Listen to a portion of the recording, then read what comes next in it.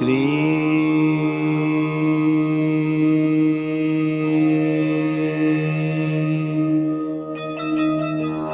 बाबा स्वामी नमो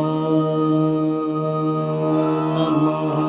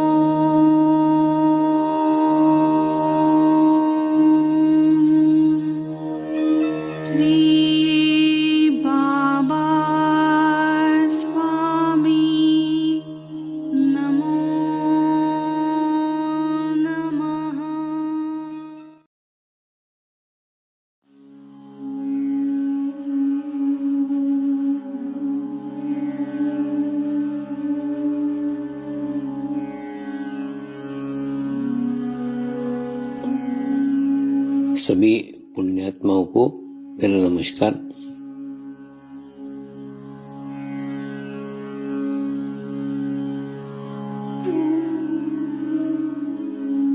गुरुर्ब्रह्मा गुरुर्विष्णु गुरुर्देवो महेश्वरा गुरु साक्षात् परब्रह्म तस्मै श्री गुरुवे नमः।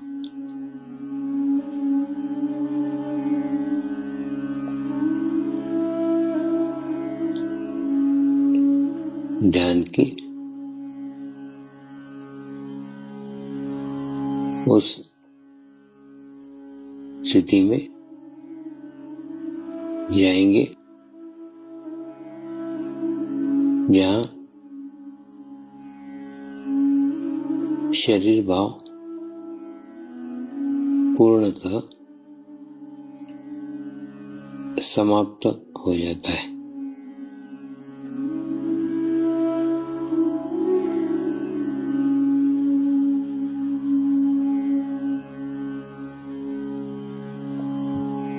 अपने पूरे शरीर को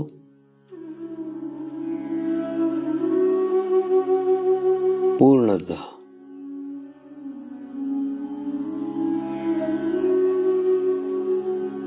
शिथिल छोड़ देंगे, एकदम रिलैक्स हो जाइए।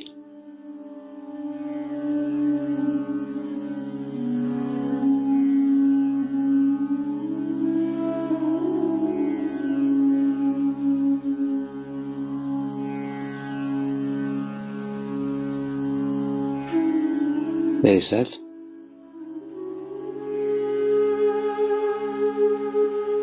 मंत्र का उच्चारण करेंगे।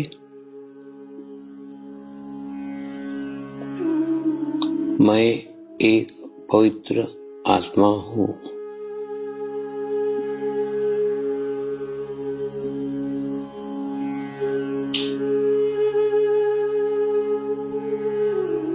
मैं एक शुद्ध आत्मा हूँ।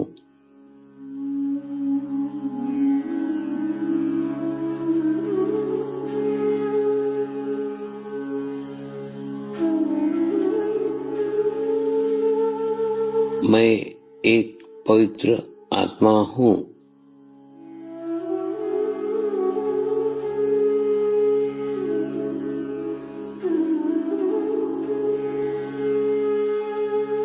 मैं एक शुद्ध आत्मा हूँ।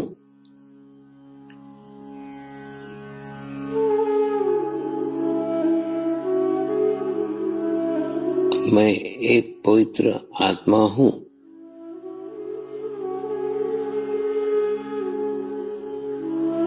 मैं एक शुद्ध आत्मा हूँ।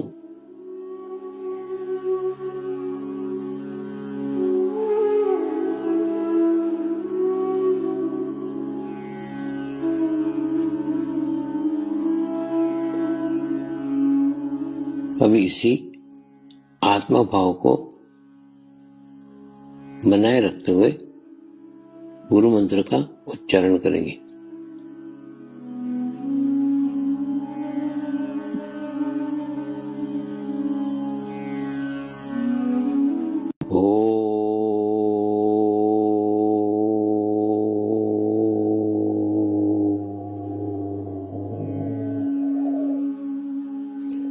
श्री शिव कृपानंद स्वामी नमो नमः।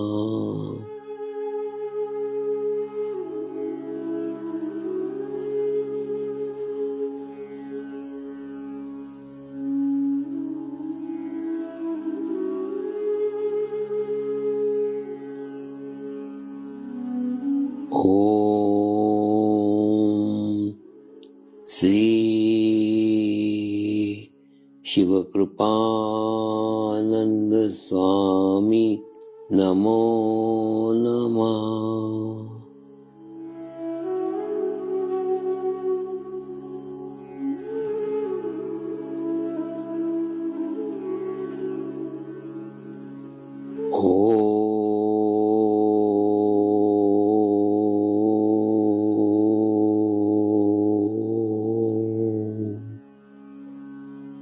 श्री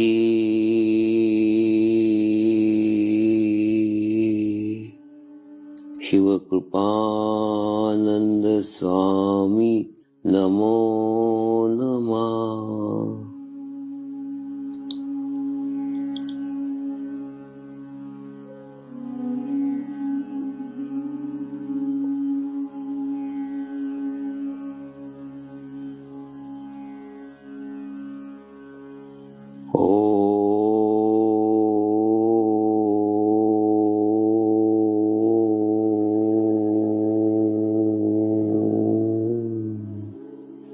श्री शिव कृपानंद स्वामी नमो नमः।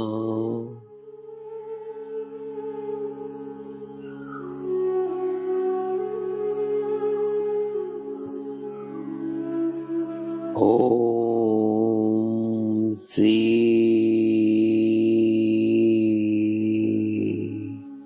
शिव कृपानंद स्वामी नमो नमः।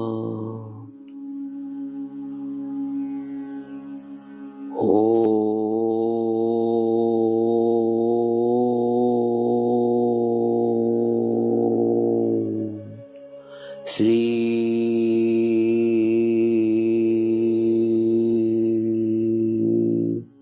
शिव कृपानंद स्वामी नमो नमः।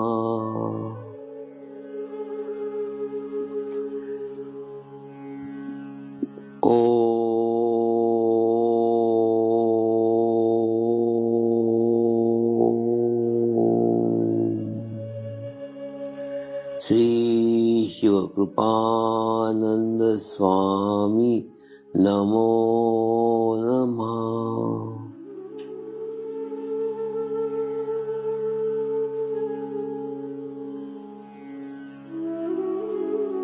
ओम श्री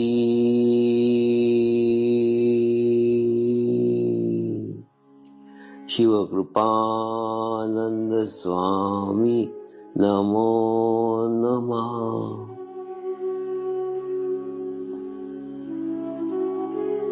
ओम श्री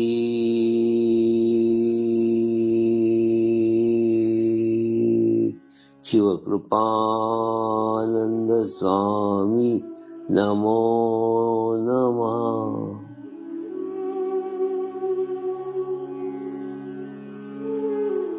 अब आप अपना चित्त सहस्त्रार पे रख के थोड़ी देर के लिए ध्यान में जाएंगे।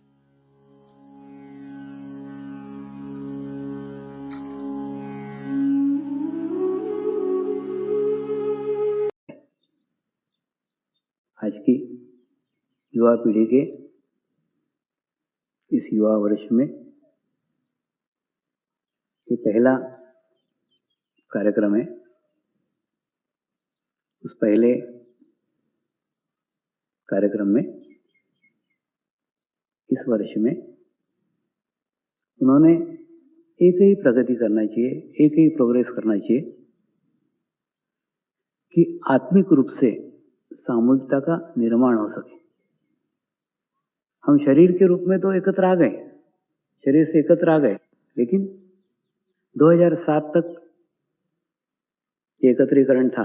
इसके बाद में अब आत्मिक सामूहिकता की आवश्यकता है। आत्मिक सामूहिकता से आशय जो शरीर भिन्न भिन्न है, शरीर अलग अलग है, शरीर अलग अलग जाति के हैं, अलग अलग रंग के हैं, अलग अलग भाषा के हैं, अलग अलग चेहरे के हैं, अलग अलग प्रदेश के हैं, अलग अलग देश के हैं, लेकिन उनकी आत्मा एकदम एक है, समान है, एकाग्र है, एक ही लक्ष्य में पूर्ण समाहित की हुई है। ऐसी सामूहिक शक्ति, ऐसी कलेक्टिविटी निर्माण करने की आवश्यकता है। अभी तक जो सामूहिकता एकत्र हुई, जो एकत्रीकरण हुआ है, वो शरीर का हुआ है। अभी शरीर के स्तर के ऊपर से हमको आत्मिक स्तर के ऊपर जाना है, और आत्मिक स्तर पे जाने का एक ही मार्ग है, एक ही रास्ता है। अपने भीतर के मैं का त्याग कर दो। मैं का त्याग कर दिया, सब जने एक है, समान है, एक जैसे हैं, क्योंकि आत्मिक स्तर के ऊपर कोई भेद ही नहीं है। भेद सिर्फ ये मैं का है। उस मैं के अस्तित्व को विलीन करने की आवश्यकता है, और दोनों को मिलकर के कार्य करना पड़ेगा। जैसे युवकों की स्थिति एक अंधे व्यक्ति जैसी है। इसके पास में शक्ति है, लेकिन दृष्टि नहीं है, अनुभव नहीं है, जानकारी नहीं है, पता नहीं है। और एक वृद्ध साधक की स्थिति लंगड़े व्यक्ति जैसी है, जिसके पास में ज्ञान है, जानकारी है, लेकिन उसको चलने की शक्ति नहीं है। तो इन दोनों को एकत्र होकर कार्य करना पड़ेगा। जैसे एक कहानी थी कि जंगल के अंदर आग लग गई और दो लोग उस आग के अंदर घिर गए।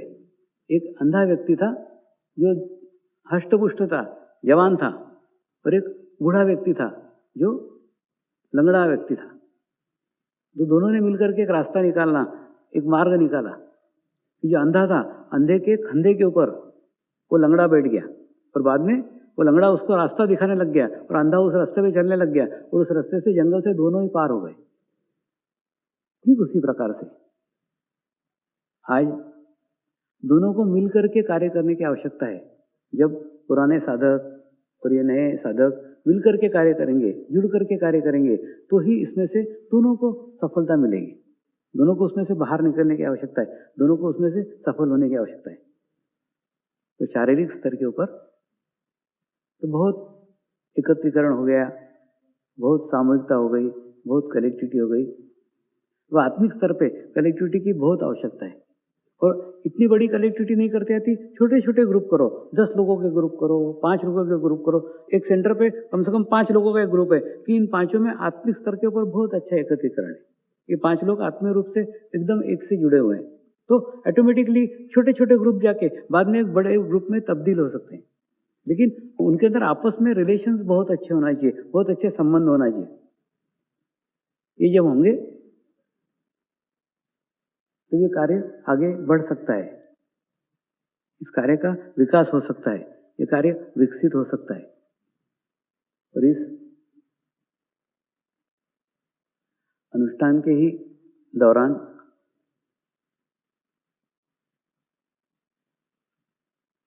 विवाह महोत्सव संपन्न हुआ। उस विवाह महोत्सव में 8 युगलों ने भाग लिया, और 8 शादियां संपन्न हुई।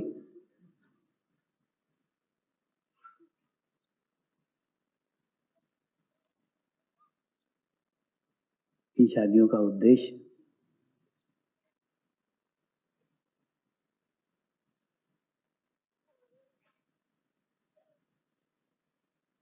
पुरुष और स्त्री इन दोनों में एक समरसता स्थापित करने का है।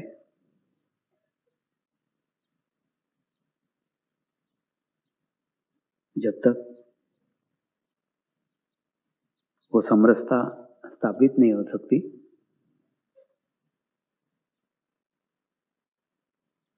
तब तक दोनों का ही विकास नहीं हो सकता,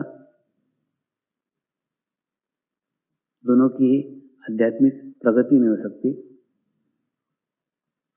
दोनों का ही आध्यात्मिक प्रोग्रेस नहीं हो सकता। अभी भी स्त्रियों को जो स्थान समाज में मिलना चाहिए, वो स्थान प्राप्त नहीं है। ऐसा मैं ही कह रहा हूं, ऐसा नहीं है। अभी परसों ही 8 तारीख को अंतर्राष्ट्रीय महिला वर्ष है। महिला वर्ष मनाने की आवश्यकता क्यों पड़ी? ये आवश्यकता इसलिए पड़ी कि भारत में ही नहीं, अंतर्राष्ट्रीय स्तर के ऊपर भी महिलाओं को वो दर्जा प्राप्त नहीं है, वो स्थान प्राप्त नहीं है जो स्थान उन्हें समाज में मिलना चाहिए। और इसके लिए जब तक उन्हें वो स्थान नहीं मिलता, जब तक वो पुरुषों के समकक्ष नहीं होती, तब तक मानव समाज का विकास ही नहीं हो सकता। क्योंकि आधा मानव समाज अपंग है, आधा मानव समाज कमजोर है, वीक है। और स्त्रियों को प्रोत्साहित करके, स्त्रियों को आगे लाके, स्त्रियों को समकक्ष करके, स्त्रियों को विकसित करके हम किसी के ऊपर उपकार नहीं कर रहे हैं, महिलाओं के ऊपर भी उपकार नहीं कर रहे हैं। वास्तव में हम हमारे ऊपर ही उपकार कर रहे हैं। इसलिए उपकार कर रहे हैं कि अगर एक मां विकसित होगी तो एक कुटुंब विकसित होगा, एक कुटुंब विकसित होगा तो एक समाज विकसित होगा, एक समाज विकसित होगा एक राष्ट्र विकसित होगा, राष्ट्र विकसित होगा तो विश्व विकसित होगा।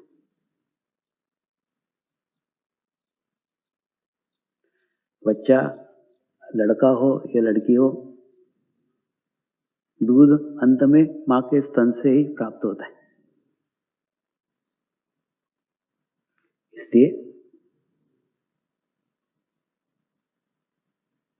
समर्पण ध्यान में हुई शादियां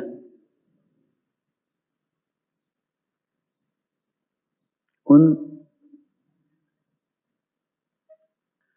विकसित और उन भाग्यशाली लड़कियों की है जिन्होंने समर्पण के साधकों को चुना। क्योंकि समर्पण ध्यान में महिलाओं को सम्मान प्राप्त है, तो निश्चित उस साधक के घर में भी उसको सम्मान मिलेगा।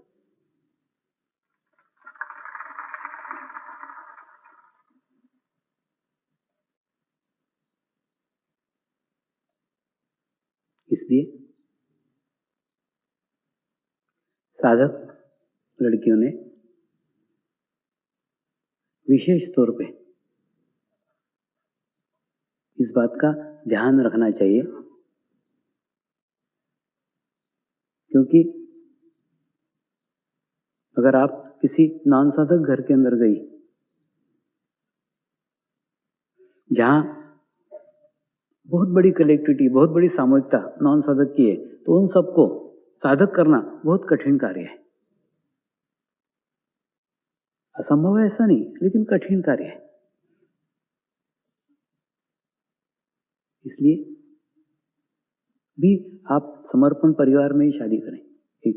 और दूसरा, समर्पण परिवार में शादी करेंगे तो जो रिस्पेक्ट, जो सम्मान स्त्रियों को समर्पण परिवार में है वो बाहर नहीं है। समर्पण विवाह इसी ध्यान अनुष्ठान के अंतर्गत संपन्न हुआ और उसका लाभ, उसका आनंद सभी लोगों ने प्राप्त किया।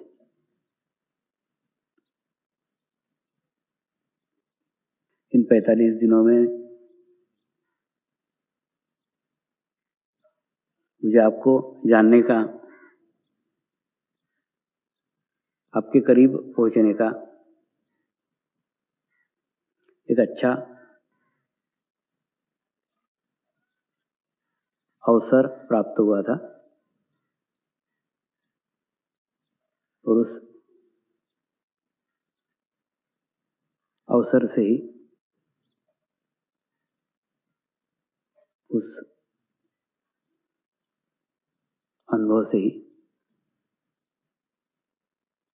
आपको बताते हुए खुशी होती है। इस बार का गहन ध्यान अनुष्ठान साधकों की दृष्टि से बहुत अच्छा रहा।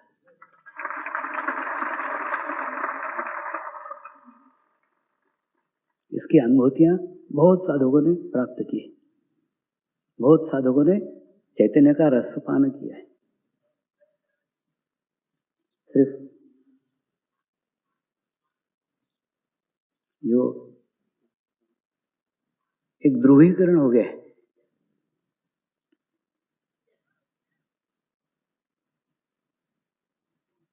जो इस 45 दिनों में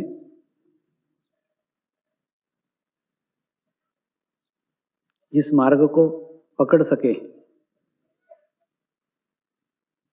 जो रास्ते में साथ रह सके, वो तो कहां से कहां पहुंच गए। मुझे चिंता उन लोगों की है जो छूट गए हैं। तो ध्रुवीकरण हो गया, 2 सिरे निर्माण हो गए, 2 कोने निर्माण हो गए। साधकों में 2 प्रकार हो गए, एक जिन्होंने उस अनुष्ठान का पूरा लाभ लिया, पूरा फायदा लिया और इस कोने से उस कोने चले गए,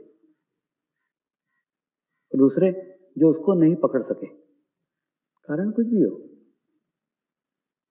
अलग अलग कारण हो सकते हैं, लेकिन ये ध्रुवीकरण हो गया है। और ये ध्रुवीकरण एकत्र एक ही स्थान पे हो सकता है, वो स्थान है सेंटर। देखो, इसमें 2 प्रकार के साधक रहते हैं। एक साधक ऐसा है जिसको सेंटर पे जाके बहुत अच्छा ध्यान लगता है। ये पहले वाले साधक, इन्होंने अच्छी स्थिति नहीं प्राप्त की, लेकिन वहां जाके उनको अच्छा लगता है। क्यों अच्छा लगता है? क्योंकि खुद की स्थिति अच्छी नहीं है, लेकिन वहां जब स्थिति की सामूहिकता अच्छी है, कलेक्टिविटी अच्छी है, तो उस कलेक्टिविटी में जाके उनको अच्छा लगता है। तो ये पहले वाले साधक के लिए भी अच्छा है। दूसरा वो साधक जिनका ध्रुवीकरण हो गया है, इनका बहुत प्रगति हो गया है, बहुत प्रोग्रेस हो गया है, हो सकता है उनको सेंटर पे जाके अच्छा नहीं लगेगा। अच्छा इसलिए नहीं लगेगा क्योंकि जो उसका खुद का लेवल है, उस लेवल के साधक उसके आसपास नहीं है। लेकिन उसके माध्यम से, उसके सानिध्य में जब दूसरे साधक चैतन्य प्राप्त करेंगे, वाइब्रेशंस प्राप्त करेंगे, तो इसको माध्यम बनने का चांस मिलेगा। तो मेरा निजी अनुभव रहा है कि जितना आप दूसरे के लिए कर सकते हो, जितना दूसरे के लिए आप दे सकते हो, बाकी आने का तो सोच ही दो, ऑटोमेटिकली वो आते रहता है। मैं एक नए बजट के साथ, नए उत्साह के साथ, नई योजना के साथ 2008 में प्रवेश कर रहा हूं। बहुत सारे आगे के प्रोजेक्ट्स, बहुत सारे आगे की योजनाएं लेके आया हूं। तो ये तब होता है जब आप खाली हो जाओ, तो आप दोनों ही इसमें फायदा है ना। अगर आप माध्यम भी बनते हो, आपके माध्यम से भी दूसरों को मिलता है, तो भी माध्यम बनेगा, आपको अवसर मिलेगा। अरे तुम लाख दूसरे को देने को तैयार हो, तुम दूसरे को दान करने को तैयार हो, लेकिन कोई लेने वाला ही नहीं है ना। आम रास्ते पे, आम सड़क पे, समाज में आप जाके चैतन्य दान नहीं कर सकते।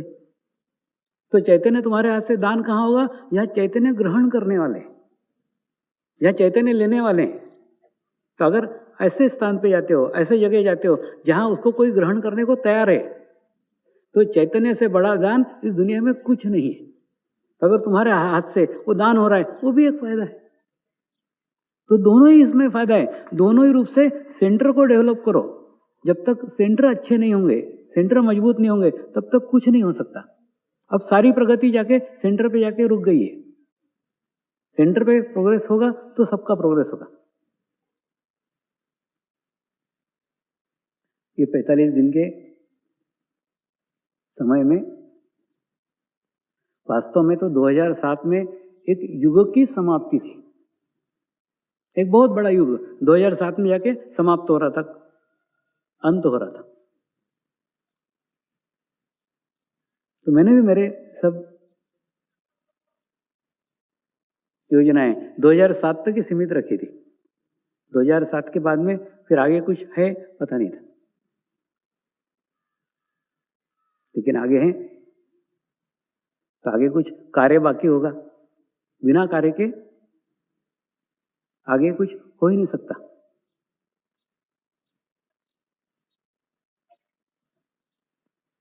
इन 45 दिनों में 2 और बड़े कार्य संपन्न हुए।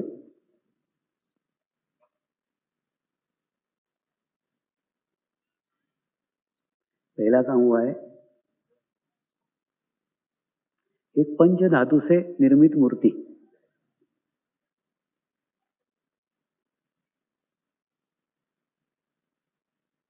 पूर्णतः स्थापित हो गई है और ये मूर्ति यूके में लेस्टर में भेजने वाले हैं।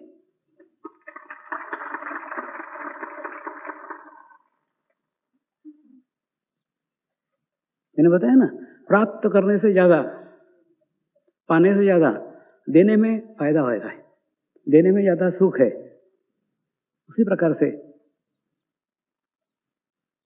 हम ये मूर्ति यूके को भेंट करके उस सुख की प्राप्ति करेंगे।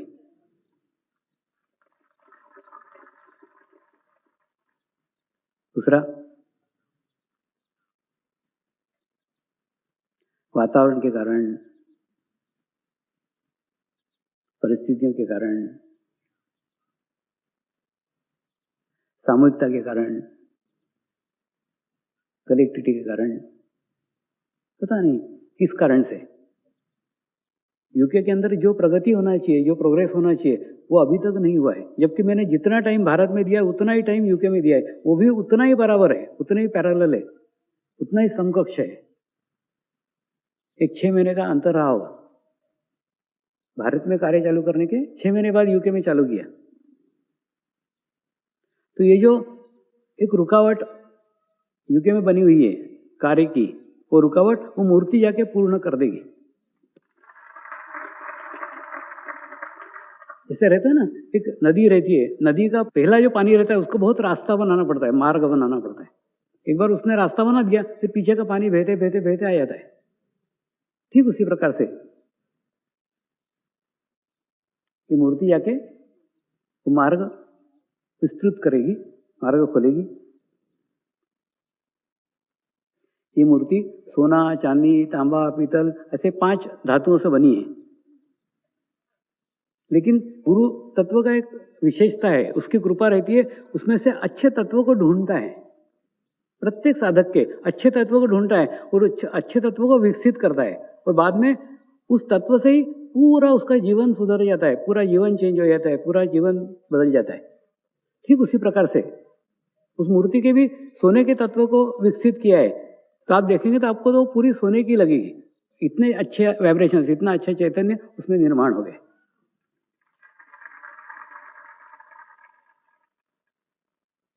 दूसरा, हिमालय के समर्पण योग का दूसरा खंड भी पूर्ण हो गया।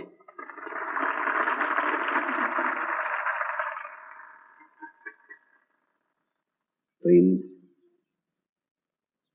आपकी पाने की इच्छा के कारण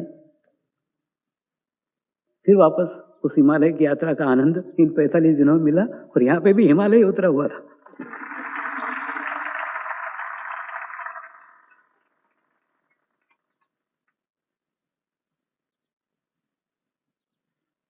उसके अनुभव,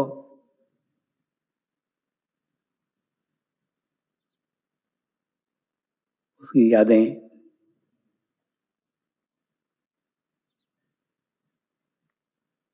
जो मैं भूल ही गया था। मुझे सब लिखते हुए ऐसा लगा मेरा जीवन कितना बड़ा है ना, कहां से कहां तक चल ही रहा है।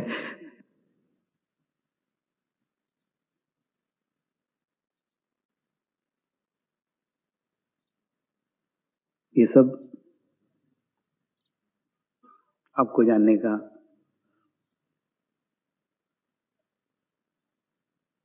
शायद समय आ गया है, और वो जानने की आपकी स्थिति भी हो गई है, इसीलिए एक एक गुरु प्रकट हो रहे हैं।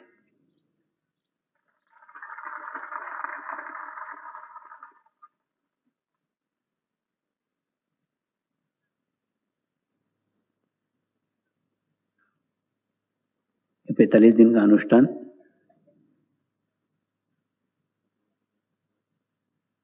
बहुत सूक्ष्म प्रक्रिया थी।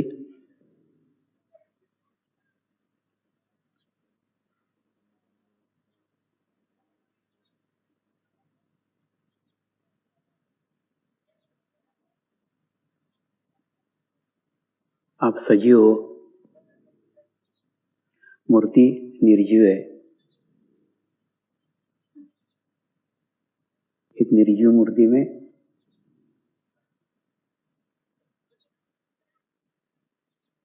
अपना संपूर्ण चित्त डाल देना,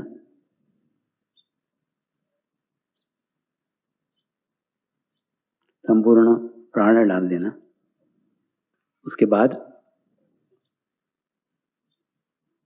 शरीर और चित्त, इसके बीच में एकदम एक बारीक, बाल से भी बारीक एक रेशे का संबंध होता है, बाकी कुछ नहीं।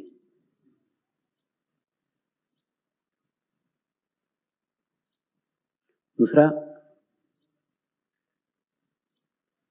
डालना सहज रहता है, डालना आसान रहता है,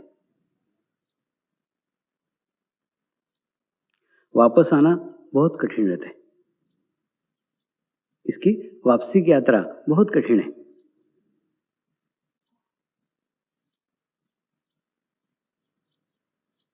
वो यात्रा भी संपन्न हो सकी,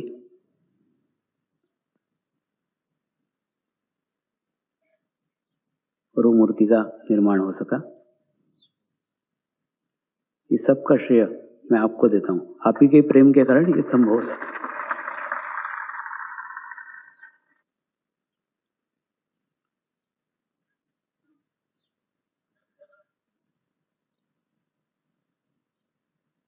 ये वर्ष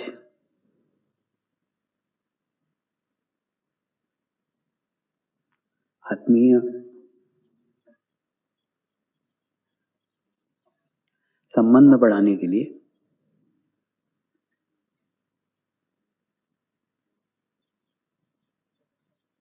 उपयोग कीजिए।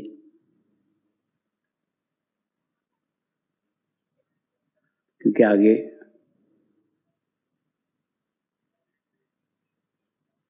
आने वाला कार्य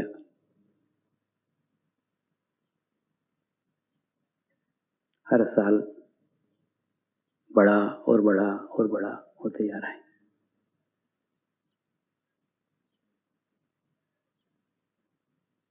मेरी बात को आप समझ पाए, नहीं समझ पाए,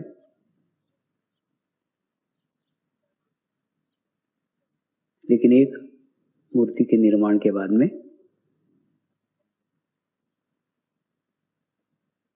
इस आश्रम परिसर में जो विकास हुआ है, जो विकसित हुआ है, उसी से इसका अंदाजा लगाया जा सकता है।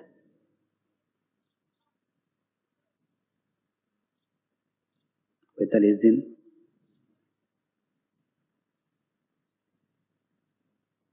अनेक सिद्ध महात्मा,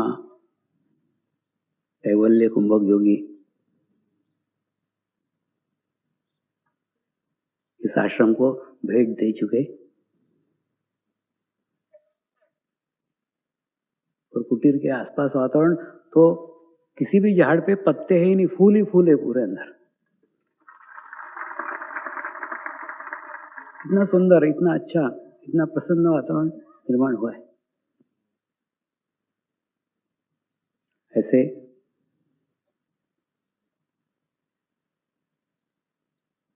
पैंतालीस दिन के अनुष्ठान की आज पूर्णा होती है।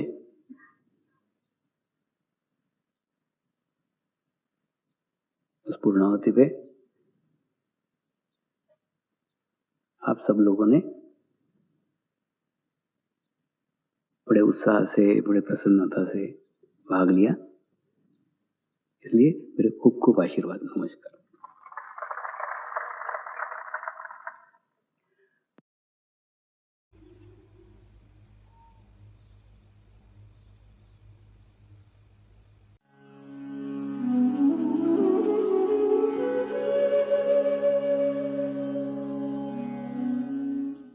अब हम प्रार्थना करेंगे सभी आत्माओं की आत्म उन्नति हो, आध्यात्मिक प्रगति हो, यही हमारी प्रभु से प्रार्थना है। नमस्कार। जय आत्मेश्वर।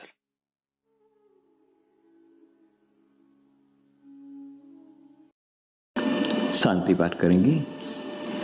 ओम द्योः शांति अंतरिक्षगम शांति पृथ्वी शांति रापः शांतिरौषधयः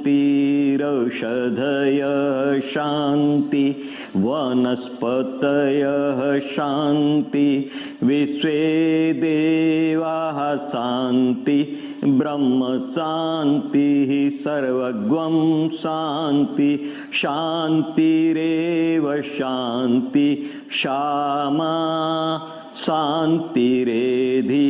ओम शांति शांति शांति सर्वारिष्ट सुशांतिर्भवतु।